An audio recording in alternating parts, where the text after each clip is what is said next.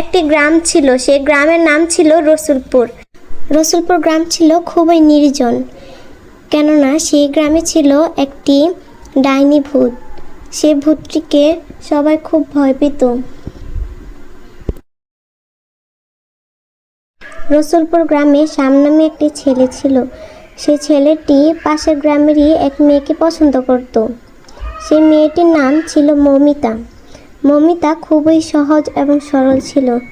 সে রান্নাবান্না খুব পছন্দ করত।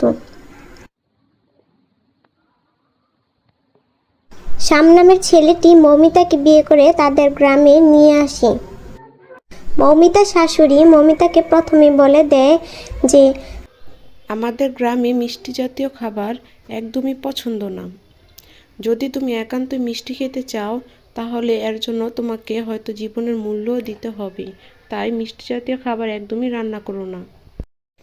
এদিকে শ্যাম কাজ সেরে তার বাড়িতে ফিরে আসে। আর ফিরে আসার সাথে সাথে তার স্ত্রী তাকে জানায় যে মিষ্টি খাওয়াতে সমস্যা কি। আমি তো মিষ্টি জাতীয় খাবার খুবই পছন্দ করি। আমাদের গ্রামে মিষ্টি জাতীয় খাবার রান্না করা নিষেধ। সেটা হয়তো আমার মাও তোমাকে জানিয়ে দিয়েছে, আর আমিও তোমাকে জানিয়ে দিলাম। তুমি ভুলেও মিষ্টি জাতীয় খাবার রান্না করো না। যদিও আমি মিষ্টি জাতীয় খাবার অনেক পছন্দ করি, তোমরা যেহেতু এত করে বলছো, তাহলে আমি মিষ্টি জাতীয় খাবার রান্না করব না। এদিকে ভূতটি চারপাশে ঘুরতে লাগলো এবং এই গ্রাম সেই গ্রাম ঘুরতে ঘুরতে সে মিষ্টির ঘ্রাণ পেল। সে খুঁজতে খুঁজতে মিষ্টির ঘ্রাণের আশেপাশে চলে গেল, কোথায় মিষ্টি রান্না করেছি। আর এইদিকে শ্যামের বউ মিষ্টি রান্না করেছে। মিষ্টি রান্না করায় মিষ্টির ঘ্রাণ চারদিকে ছড়িয়ে পড়ে। আর সাথে সাথে সেই ডাইনি বুড়িটির কাছেও চলে যায়। আর সেই বুড়ি শ্যামের বউ যে না মিষ্টি খাবে, তখনই আচমকা পিছন থেকে এসে সেই বুড়িটি তাকে আক্রমণ করলো এবং সাথে সাথে সে মাটিতে লুটিয়ে পড়ল। আমাকে ছেড়ে মিষ্টি খাওয়া, এবার দেখো কেমন লাগে। এবার পরপারে যেয়ে মিষ্টি খাও গিয়ে। পেতনিটি মৌমিতাকে মেরে চলে গেল এবং উঠতে উঠতে বলল, এই গ্রামে যদি কেউ মিষ্টি খায় তাহলে আমি তাকে মেরে ফেলবো। এই গ্রামে কেউ মিষ্টি খেতে পারবে না। এই বলে পেতনিটি হাওয়ায় উঠতে উঠতে এক গ্রাম সে গ্রাম চলে গেল এবং মিষ্টির ঘ্রাণ খুঁজতে লাগলো।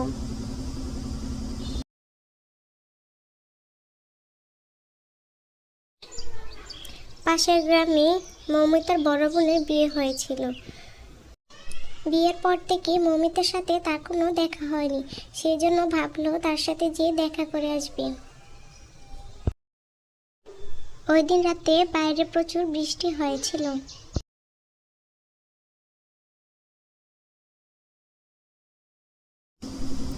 সকালে মৌমিতার বোন মৌমিতার বাড়ির দিকে রওনা দিল এবং সে হাঁটতে হাঁটতে ওই গ্রামে পৌঁছল। মৌমিতার বান্ধবী পারুল সে শহর থেকে এসেছে মৌমিতার সাথে দেখা করার জন্য। সেজন্য পারুল মৌমিতার শ্বশুর বাড়িতে গেল এবং গিয়ে দেখলো মৌমিতার বড় বোন সেখানে দাঁড়িয়ে আছে। পারুল জিজ্ঞাসা করলো, তুমি এখানে দাঁড়িয়ে আছো কেন, আর তুমি কবেই বা আসলি? তখনই মৌমিতার বোন বলল, আমি সকালবেলা এসেছি মৌমিতার খবর নেওয়ার জন্য। আমি তাকে অনেক দিন দেখিনি, কিন্তু আমি সেখানে জানতে পারলাম মৌমিতা নাকি পৃথিবী ছেড়ে চলে গেছে। গ্রামের মানুষ বলা বলি করছে যে মৌমিতাকে নাকি ভূতে মেরেছে, কিন্তু আমি তা বিশ্বাস করি না। তখনই মৌমিতার বান্ধবী পারুল বলল, শোনো, আমি শুনেছি যে এই গ্রামে নাকি একটি পেতনি ভূত আছে যে মিষ্টি পছন্দ করে না। যদি কেউ মিষ্টি খায় তাহলে তাকে সে নাকি মেরে ফেলে। তখনই পারুলের কথা শুনে মৌমিতার বোন বিশ্বাস করলো গ্রামের মানুষ সত্যিই বলেছে যে মৌমিতাকে ভূতে মেরেছে। তখনই দুজন সিদ্ধান্ত নিল সে ভূতটাকে সাহায্য করবে এবং তাকে শাস্তি দেবে।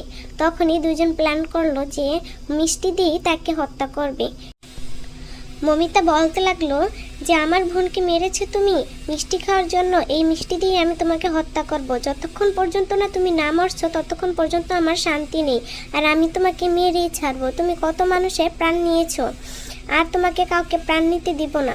তখনই মিষ্টি রেখে মৌমিতার বোন সেখান থেকে চলে গেল এবং মিষ্টির ঘ্রাণ চারিদিকে ছড়িয়ে পড়ল। মিষ্টির গ্রানে সে পেতনিটি ফিরে আসলো। পেতনিটি খুঁজতে লাগলো যে মিষ্টির গ্রান কোথা থেকে এসেছে, এবং সে মিষ্টি গ্রান পেয়ে পেয়ে মৌমিতার বাড়িতে আবার চলে আসলো। তখনই মিষ্টির লোভ সামলাতে না পেরে সে ওখানেই বসে পড়লো এবং মিষ্টি খাওয়া শুরু করে দিল। এবং সে কয়েকটি মিষ্টি খাওয়ার পর অজ্ঞান হয়ে পড়লো, কারণ মৌমিতার বোন সেখানে মিষ্টিতে অজ্ঞান হওয়ার ওষুধ ছিল। পেতনিটি জাগার আগে মৌমিতার বোন পেতনিটিকে মাঠে এনে আগুনে পুড়িয়ে দিল এবং সাথে সাথে সেই পেতনিটি ছাই হয়ে উড়ে গেল। এভাবেই মৌমিতার বোন তার প্রতিশোধ নিল। এভাবেই রসুলপুরের পেতনিটাকে অজ্ঞান করে মেরে ফেলা হলো এবং রসুলপুর শান্তিপ্রিয় হলো। তো বন্ধুরা, রসুলপুরের গল্পটি তোমাদের কেমন লেগেছে অবশ্যই জানাবে এবং লাইক, কমেন্ট, শেয়ার করতে ভুলবে না। Like and share, subscribe for more videos. Bye bye.